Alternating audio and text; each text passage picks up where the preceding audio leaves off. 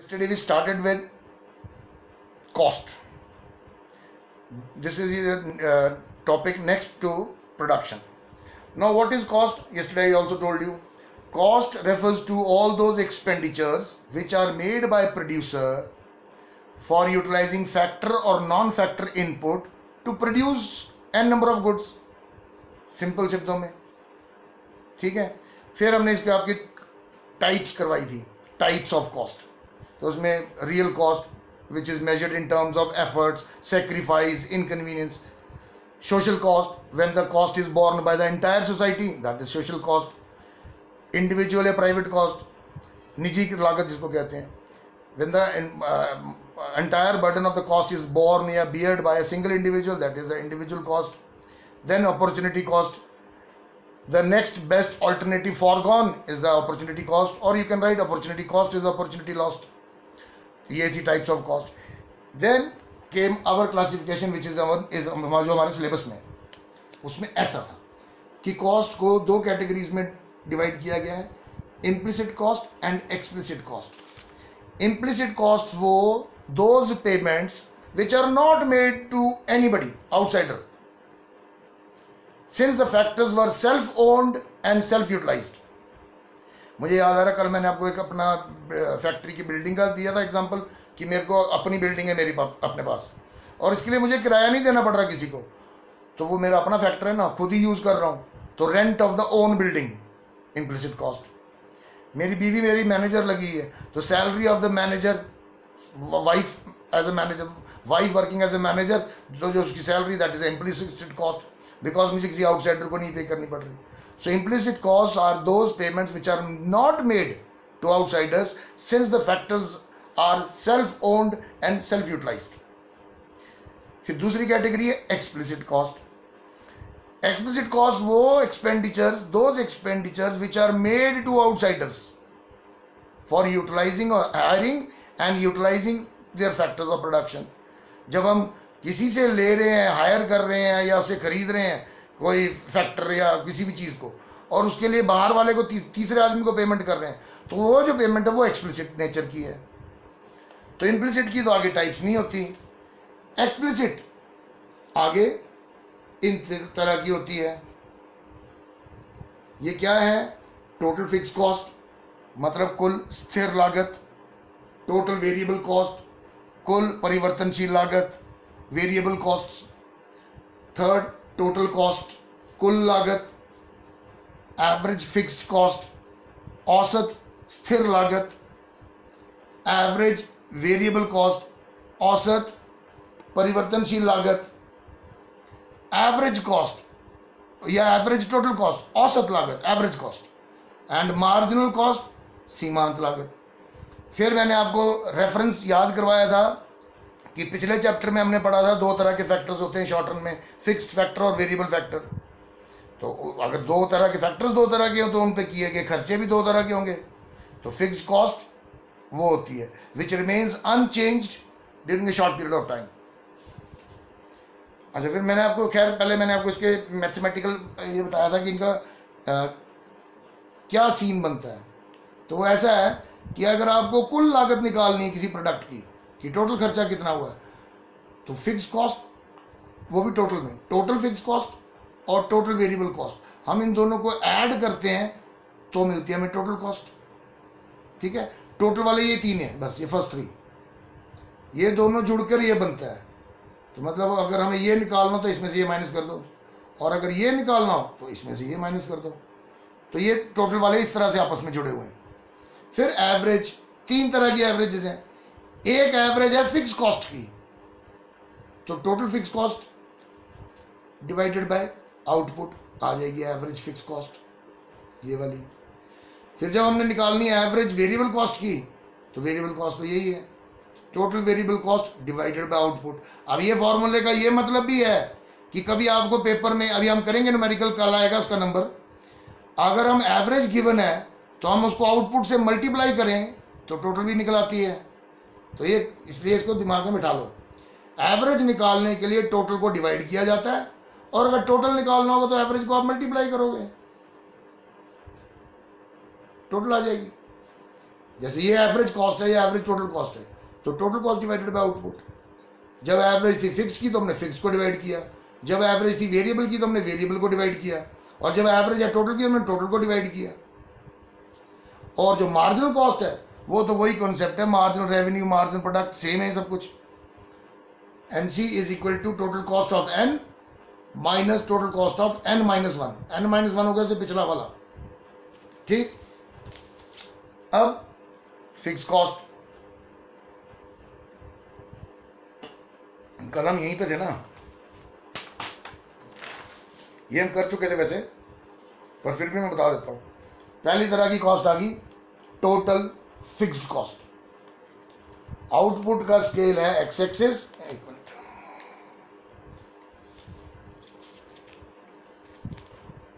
Output का axis है x axis और कॉस्ट का स्केल है वाई एक्सिस पे। तो मैंने कल एग्जांपल लिया था कितने का, 50,000 रुपये का, 50 का, कि अगर ये मेरी बिल्डिंग का किराया है, मेरी फैक्ट्री की बिल्डिंग का किराया, तो ये तो खर्चा फिक्स्ड ही रहेगा ना, चाहे मेरी आउटपुट कम है, चाहे मेरी आउटपुट ज़्यादा है, चाहे मेरी फैक्ट्री बंद है और ज़ीरो आउटपुट है, तब भी मुझे बिल्डिंग का किराया देना है। तो इसको हम जब एक्सप्लेन करेंगे तो इस तरह से लिखेंगे, total fix cost is a short run cost, full stop.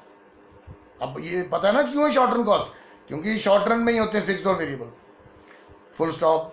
Total fix cost refers to those expenditure, ये expenditure made by producer for utilizing fixed factors of production, full stop. Total fixed cost remains unchanged regardless the level of output, कि output का level जो मर्जी हो, cost उतनी ही रहती है। तो उसी को लिख रहे हैं हम कि टोटल कॉस्ट रिमेन्स अनचेंज्ड और remains fixed regardless the level of output, कि आउटपुट लेवल ज़्यादा हो, कम हो या बिल्कुल zero, it remains unchanged. 3 feature हो गए टीएफसी के। फिर इस कर्व को एक्सप्लेन कर दो। Total fix cost curve is a horizontal straight line parallel to x axis but touching y axis. यहीं से तो आएगा ना, स्टार्ट हो गया। तो कर्व को एक्सप्लेन कर दो कि total fix cost curve is a horizontal होता है ये, वर्टिकल होता है ऐसे।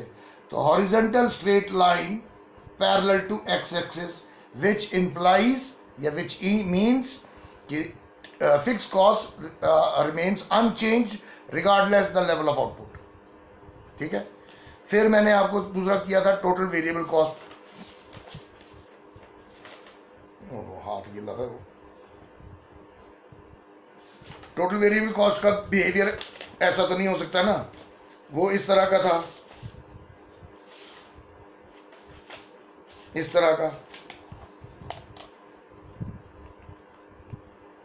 कि जैसे आउटपुट बढ़ेगी वेरिएबल कॉस्ट भी बढ़ेगी, और वेरिएबल कॉस्ट होती है which varies with the level of output. अगर हम ज़्यादा सामान बना रहे हैं तो ज़्यादा रॉ मटेरियल लगेगा, ज़्यादा लेबर लगेगी, ज़्यादा इलेक्ट्रिसिटी लगेगी, ज़्यादा पैकेजिंग, ज़्यादा ट्रांसपोर्टेशन, तो ये इनके ऊपर किए गए खर्चे वेरिएबल कॉस्ट है। यही एग्जाम्पल लिख देना आप, give 2 examples of variable cost, तो आप लिख दो expenditure on raw material, expenditure on packaging, transportation, electricity, variable cost है सारी है।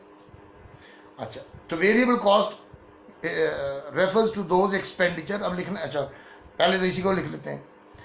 तो variable cost refers to those expenditure, ये expenditure which producer make for hiring and utilising variable factors of production, ठीक है। फिर variable cost varies with the level of output, which means with the increase in output variable cost also increases, and with the decrease in output variable cost also decreases, full stop. फिर इसका curve, ये कल मैंने बताया था आपको, बोलो रजनीश क्या डाउट है, बोलो। सर ये जो आप पढ़ा रहे हो उससे रिलेटेड नहीं है सर, अपनी बुक से रिलेटेड है। क्या मतलब? सर जो आप टॉपिक पढ़ा रहे हो ना, हाँ, उसके रिलेटेड नहीं है अपन बुक से। सर जो हमें माइक्रो इकोनॉमिक्स है वो हमें 12th में पढ़नी है या 11th में? 11th में, 11th में बेटा। सर जो हमें बुक से दो, एक स्टैटिस्टिक्स और इंडियन इकोनॉमिक डेवलपमेंट उसमें तो कहीं है नहीं माइक्रो इकोनॉमिक्स। ये आपको फिर गलत किताब दे दी उसने, किससे, गुप्ता वाले से ली है। हाँ सर। वो भाई बेटा आपको पुराना माल चिपका गया, अभी ये सिलेबस चेंज हो गया है, लेकिन आपके ये बेकार नहीं हुए पैसे आपके, क्योंकि ये इंडियन इकोनॉमी आपको अगले साल यूज होनी है। तो इसका एक सेक्शन तो आपके काम का है स्टैटिस्टिक्स, लेकिन एक सेक्शन आपके काम का नहीं है बेटा। When you have to explain the behaviour of TVC, और यू कैन, देखो कॉस्ट तो आप एक्सप्लेन कर सकते हैं ना, कि variable cost are those expenditure which are made for utilising variable factors of production. फिर ये भी लिख सकते हो variable cost varies with the level of output, that is with the increase in output variable cost increases, with the decrease in output variable cost decreases.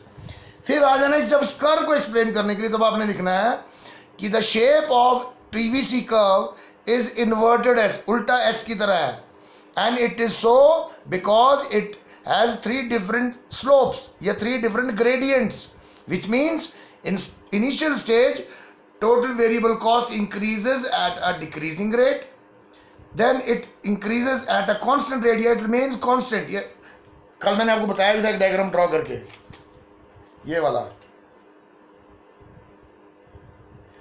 तो and in final stage TVC increases at a faster rate, very steeply, and these 3 different slopes of TVC are because of application of law of variable proportions। law of variable proportions apply होता है, तो जिसमें 3 stages में अलग अलग तरीके से output बढ़ती है। फर्स्ट आउटपुट बढ़ती है तेजी से, तब कॉस्ट बढ़ती है धीमे धीमे। सेकंड, जब आउटपुट बढ़ती है धीमे धीमे, total product increase at decreasing rate and becomes constant, तो total variable cost does not change too much, it almost लिख देना वर्ड्स के साथ, it almost remains the same. But in third stage when total product increases at a diminishing rate, total variable cost increases very steeply, that makes this TVC curve as a inverted S. फिर third है हमारा, देखो 2 हो गए ना हमारे, TFC और TVC, now comes TC. अब ये कॉमन सेंस है, हम मैथमेटिकली पढ़ रहे थे TFC plus TVC is equal to TC. मान लो फिक्स कॉस्ट थी 50,000 और वेरिएबल कॉस्ट है 10,000, ये आई 60,000, ऐसे आएगा ना। 50 + 10 is equal to 60, total cost 60 आ जाएगी, ठीक है।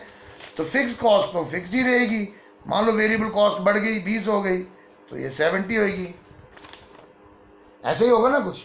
फिक्स कॉस्ट फिक्स ही रहेगी, हमने आउटपुट बढ़ाई तो वेरिएबल कॉस्ट भी 10 से 20 हो गई, टोटल कॉस्ट भी बढ़ेगी।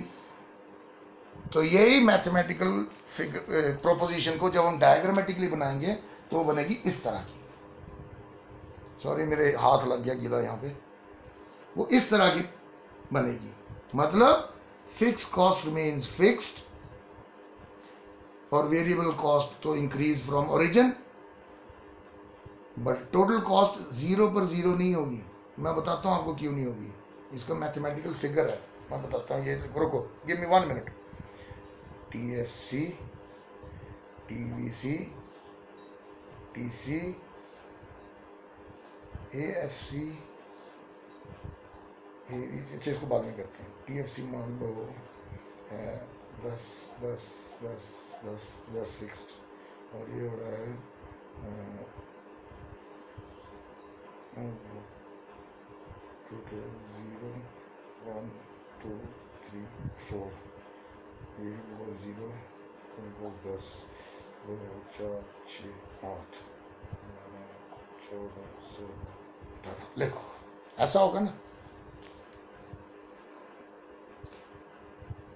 आउटपुट जब 0, ध्यान से समझना इसको, क्योंकि इस पे ही आगे फिर आपको न्यूमेरिकल आ जाना, उसमें बहुत वैरायटी है क्वेश्चन की, तो थोड़ा सा लॉजिक है उसको पकड़ लो। आउट डायग्राम में पढ़ा था हमने, आउटपुट जब 0 भी होती है, थैंक गॉड लाइट आ गई, जब आउटपुट 0 भी होती है टीएफसी 0 नहीं होता, ऐसा था ना कर्व, ये वाला 0 आउटपुट पे भी हम किराया दे रहे थे नहीं।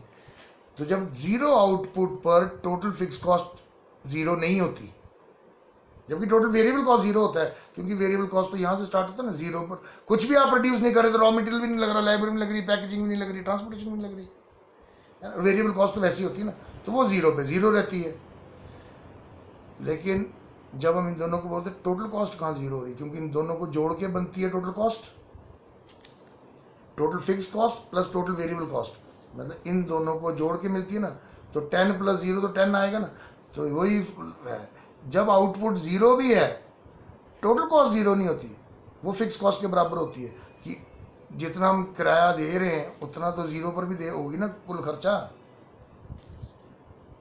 फिर उसके बाद आगे जैसे जैसे वेरिएबल कॉस्ट बढ़ती है उसी प्रोपोर्शन में टोटल कॉस्ट बढ़ती है। देख लो प्रोपोर्शन भी वही है, ये बढ़ रहा है 2, 4, 6, 8, तो ये रहा 12, 14, 16, 18, और इन दोनों के बीच का डिफरेंस, इन दोनों के, इन टीवीसी और टीसी, मतलब इन दोनों के बीच का डिफरेंस हमेशा 10 ही होगा। देख लो 16 - 6 10, मतलब किसी भी लेवल आउटपुट लेवल, ये ना 0 1 2 3 4 3 लेवल ऑफ आउटपुट, 1 2 3 3 लेवल पर,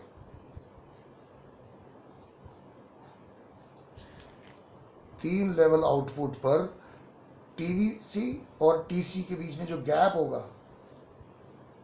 3 लेवल आउटपुट पे टीवीसी और टीसी के बीच का जो गैप होगा that will be equal to a TFC, क्योंकि ये पैरेलल है ना वैल्यू, ये वैल्यू तो पैरेलल चल रही है ना, और इसमें ये ऐड कर दी हमने उसी शेप में, इन्वर्टेड एस में, जैसी शेप उसकी थी ऐसे वाली वैसे ही टोटल कॉस्ट होगी, but at any stage 1 2 3 4 5 whatever, the difference between TC and TVC will be equal to the amount of total fixed cost, जो कि यहीं से समझ आ जाता है। समझ आए ना, ये आउटपुट लेवल 0 1 2 3 4, 0 पर बाकी चीज़ें 0 हो जाएंगी, लेकिन TFC 0 नहीं होता, और जब TFC 0 नहीं होता तो इसलिए TC भी नहीं होता, क्योंकि TFC + TVC = TC होता है। ठीक है, ये बताने की कोशिश कर रहा हूँ। तो ये आ जाएगा आपका टोटल कॉस्ट का। लिखना कैसे, पहले लिख दो टोटल कॉस्ट को। Total cost refers to the total expenditure made by producer for utilising fixed and variable factors for producing an number of goods. Total cost is obtained by adding TFC and TVC। फिर curve पे आ जाओ, TFC curve starts above the origin, या it starts from the point which is equivalent to TFC. Hereafter, with the increase in output, TFC increases, वही different stage. Initially it increases at a decreasing rate, then it increases at a constant rate, then it increases at a increasing rate. जो TVC का formula explanation थी वही TC की explanation है, और simple mathematically भी समझ में आता है और डायग्रामेटिकली भी आता है। TFC में हमने TVC में ऐड कर दिया, जितना अमाउंट फिक्स कॉस्ट का था वो प्रोड्यूसर के खर्चे जो फिक्स रहेंगे उतना अमाउंट हमने वेरिएबल कॉस्ट में ऐड कर दिया, इसलिए ये पैरेलल है। At any stage TC and TVC are parallel to each other because TFC is constant value. ये हो गया आपके 3 टोटल वाले। Now comes average fix cost, ये वाला चौथा वाला। बड़ा सिंपल सी बात है, इसी एग्जांपल को पकड़ लेते हैं।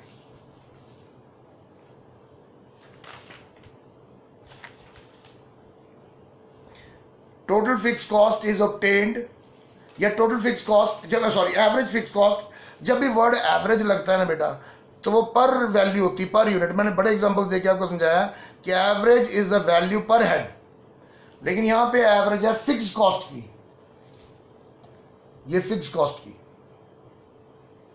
अब एवरेज निकालनी है इसकी, तो ऐसे होगा ना TFC divided by output,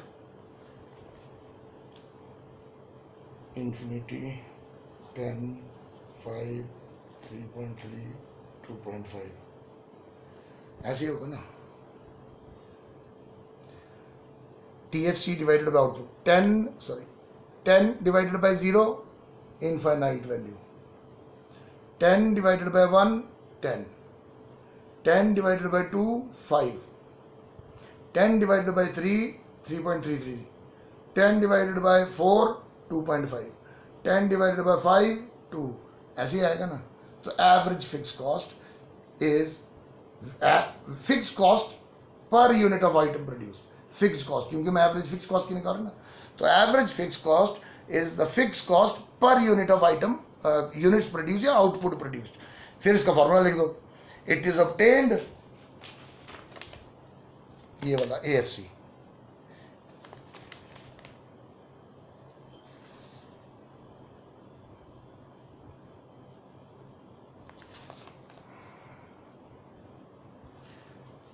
average fix cost is equal to TFC। तो यही लिख दो, average fix cost is obtained by dividing total fix cost by output produced.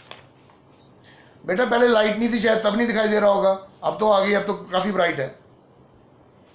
फिर इसका कर्व,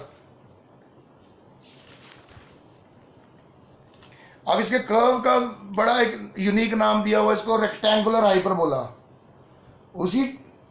उसी टेबल को जब आप प्लॉट करोगे तो वो शेप बनेगी ऐसे।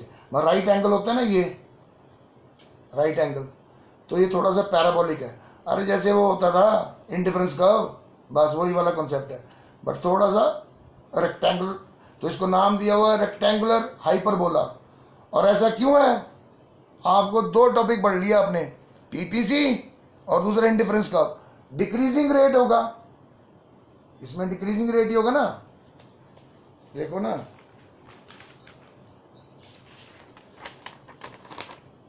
पहले तेजी से गिर गया 10 पूरा, 1 यूनिट बढ़ाने पे सीधा आधा हो गया, 5 यूनिट फॉल हो गया, डिक्रीज हो गया।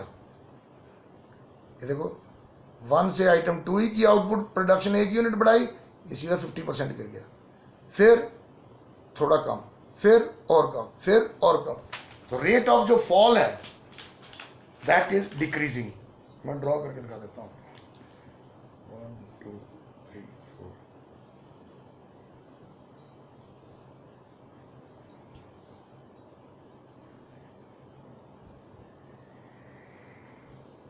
लुक, पहले आउटपुट 1 यूनिट बढ़ाने से एवरेज फिक्स कॉस्ट AFC पहले बहुत ज़्यादा गिरा, फिर कम, फिर कम, फिर आगे जाने और कम कम कम कम कम होता जाएगा। And later it becomes almost, वही जो पूछ रहा था एक दिन कोई, almost becomes parallel to X axis, but it never touches X axis, क्योंकि X एक्सिस को टच नहीं कर सकता। क्यों? क्योंकि एवरेज थोड़ी ना कभी 0 हो जाएगी। मान लो ये 10 ही रहा और आउटपुट तुम 1000 पे पहुंच गए, तो 0.001 बना ना, 0 तो नहीं बना।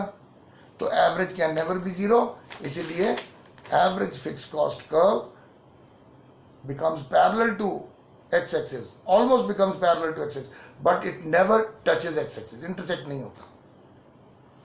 तो ये आ गया एवरेज फिक्स कॉस्ट। फिर एवरेज वेरिएबल कॉस्ट, जब हम एवरेज एक्सप्लेन कर रहे हैं तो उसको पर यूनिट ही लिखना है, तो इसको एवरेज वेरिएबल कॉस्ट में भी लिख दो। Average variable cost is the variable cost per unit of output produced, and it is obtained by dividing total variable cost by units produced या output। अब इसकी शेप, जैसे नाइकी का निशान नहीं होता, जैसे टिक का निशान होता है, टिक करेक्ट करते हैं, वैसा सा थोड़ा सा बिहेवियर है इसका। मतलब कि इनिशियली ये फॉल करता है, जल्दी फॉल कर जाता है, और फिर ये राइज करता है। Average variable cost with the increase in output falls, reaches its minimum point and then rises। ये average variable cost का behavior है। फिर average cost है, तो average cost और marginal cost का ऐसे मतलब बता देता हूं मैं। एवरेज कॉस्ट को लिख दो आप, या एवरेज टोटल कॉस्ट को। एवरेज कॉस्ट या average total cost is the average cost of producing per unit of item. पहले हम लिख रहे थे it is a average fix cost को लिख रहे थे it is a fix cost per unit of item produced. Average variable cost को लिख रहे थे it is a variable cost per unit of item produced. लेकिन जब हम एवरेज कॉस्ट लिख रहे हैं तब हमने सिंपली लिखना है it is a cost of average cost per unit of item produced, क्योंकि टोटल में है। और मार्जिनल को, अच्छा, total cost, average cost is obtained by dividing total cost, ये वाला average cost is obtained by dividing total cost to units produced या output. Curve इसका यू शेप्ड, मैं बताता हूं आपको. और लास्ट है आपका मार्जिनल कॉस्ट. मार्जिनल कॉस्ट तो वही हुआ,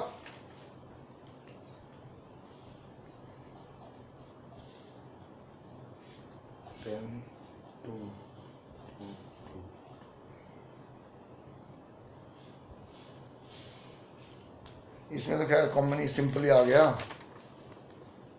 लेकिन मार्जिनल कॉस्ट होती है टोटल कॉस्ट में कितना एडिशन हुआ, अगले में से पिछला माइनस, तो 12 में से 10 माइनस 2 पहला. अच्छा 0 पे तो खैर कुछ नहीं है. इसमें हमने मार्जिनल कॉस्ट भी कांस्टेंट ही ले ली, क्योंकि हम टोटल वेरिएबल कॉस्ट को ही कांस्टेंट रेट पे बढ़ाते रहे ना, 2 4 6 8 करते रहे, तो मार्जिनल कॉस्ट वैसे आ गया. ले लेते हैं हम, बुक से ले लेते हैं क्वेश्चन कोई. लेकिन मार्जिनल कॉस्ट कर्व भी यू शेप्ड ही होता है. लो एक टॉपिक है. अच्छा यू शेप्ड का मतलब क्या होता है वो बता देता हूं मैं. एसी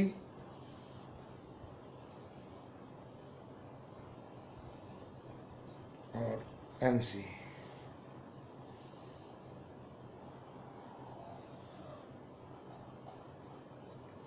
दोनों ही यू शेप्ड हैं. सिर्फ डिफरेंस ये है कि एवरेज कॉस्ट में जेंटल फॉल है और जेंटल राइज है, वो धीमे धीमे फॉल करता है और धीमे धीमे राइज करता है, जबकि मार्जिनल कॉस्ट तेजी से फॉल करता है और तेजी से राइज करता है. और सिंपल सा मैथमेटिकल लॉजिक है इसके पीछे, हम निकालेंगे अभी टेबल पे. एवरेज तो डिवाइड करने से आती है, तो वो तो फ्रैक्शनली बढ़ेगी, फॉल भी होगी तो धीमे धीमे बढ़ेगी, राइज भी होगी तो धीमे धीमे. मार्जिनल कॉस्ट तो डिफरेंस करके आती है, अगले में से पिछला का माइनस करके आती है, तो वो फॉल भी तेजी होता है, इसलिए राइज भी तेजी से होता है. तो ये डिफरेंस है एसी और एमसी में, कि एसी कर्व और MC. AC curve has a gentle slope and gentle rise, whereas MC curve has a steep slope and steep rise, whereas both the curves are U-shaped. And what does U-shaped curve means? Again law of variable portions. U-shape में भी 3 अलग अलग slopes होती हैं.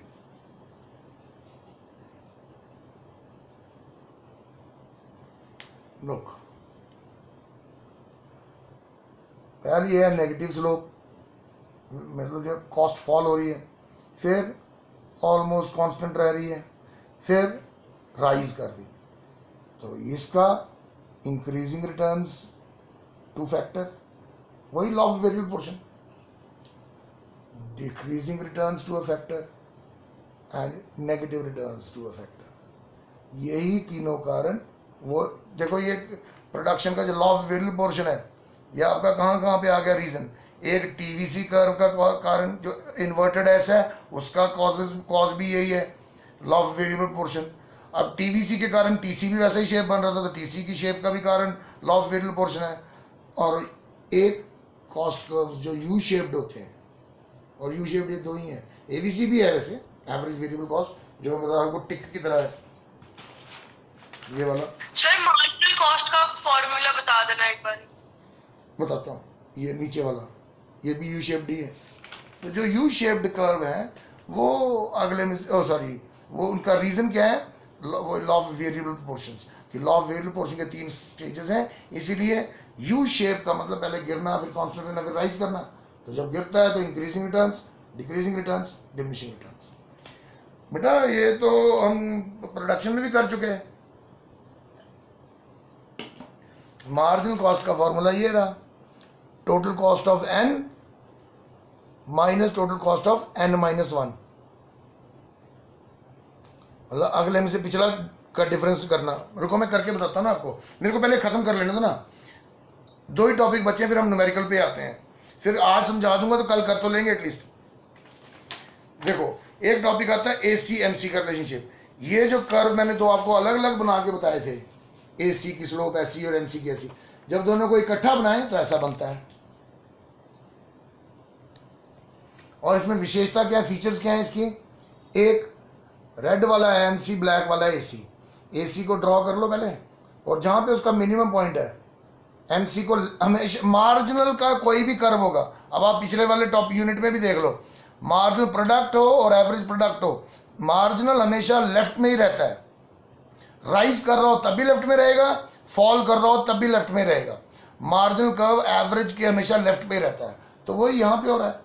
जब ये fall हो रहा है एवरेज कॉस्ट, तो मार्जिनल कॉस्ट उसके लेफ्ट में और ज़्यादा तेज़ी से फॉल हो रहा है। और जब एवरेज कॉस्ट राइज कर रहा है तो देखो एमसी ज़्यादा स्टीप स्लोप है, ज़्यादा तेज़ी से राइज कर रहा है। और इसी डायग्राम में सारे फीचर्स हैं। जैसे मैंने आपको पहला relationship between AC and MC, तो पहला रिलेशनशिप लिखोगे when AC falls MC falls faster than AC. देखो एसी को मैं स्केल बनाता हूँ कोई, मान लो ये पॉइंट है 10 और ये पॉइंट है 6, तो देखो 10 से 6 आने के लिए एसी को यहाँ से 4 यूनिट 5 लग गए इधर तक, लेकिन एमसी को 2 यूनिट में 6 से नीचे आ गया। तो ये है स्पीड का मतलब।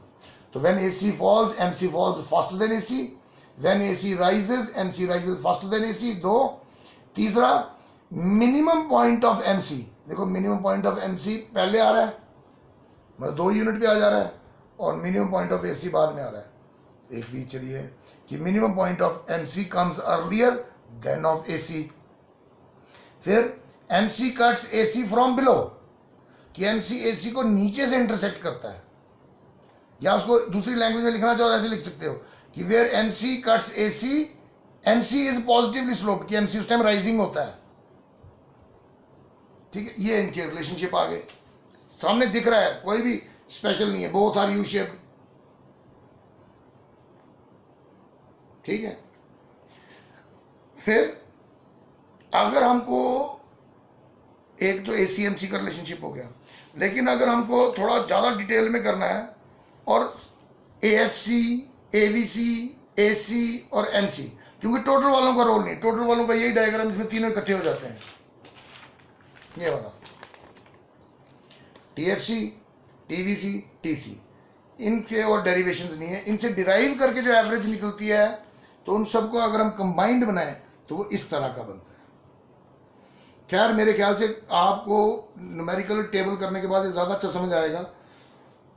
इसमें भी एसीएमसी का वही रिलेशनशिप है, लेकिन हमने अभी क्योंकि इनको भी रेफरेंस में लेना है, इसलिए एमसी मैंने ब्लू से यहाँ से स्टार्ट किया है। रिलेशनशिप वही है, पहले एसी ले लो, when AC falls MC falls faster than AC, when AC rises MC rises faster than AC, minimum point of MC comes earlier than of AC. ठीक है, एवरेज फिक्स कॉस्ट कर्व वो rectangular hyperbola, ये वाला black वाला, और average variable cost curve वो Nike के निशान जैसा, टिक जैसा। लेकिन मिनिमम पॉइंट जो एमसी है वो एवरेज वेरिएबल कॉस्ट को मिनिमम उसके मिनिमम पॉइंट पे इंटरसेक्ट करता है, और एवरेज कॉस्ट को भी उसके मिनिमम पॉइंट पे इंटरसेक्ट करता है। ये थोड़ा सा ध्यान रखना है, ये शायद बुक में है या नहीं है पता नहीं। सारे जो है एवरेज वाले उनको एक ही साथ ड्रॉ किया। नहीं बेटा, ये समझाने के लिए बता रहा हूँ मैं आपको, ताकि बनाया हुआ है, देखो बुक में बनाया हुआ है, ये देखो।